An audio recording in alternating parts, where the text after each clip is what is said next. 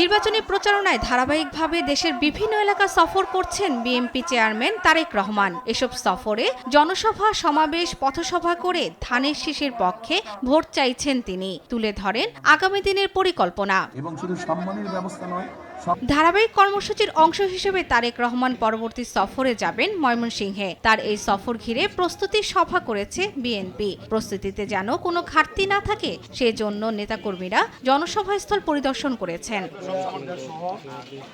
এরপর 29 জানুয়ারি তারেক রহমানের রাজশাহী সফর। এদিন ফেরার পথে নওগাঁর এটিএম মাঠে জনসভায় বক্তব্য রাখবেন তিনি।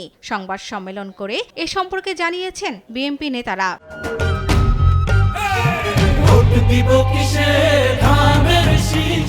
আগামী 29 তারিখ বিমানযোগে উনি রাজশাহীতে পদার্পণ করবেন এবং রাজশাহীর মাদ্রাসা মাঠে সেখানে তিনি প্রথম জনসভা, নির্বাচনী প্রচারণা সভা করবেন।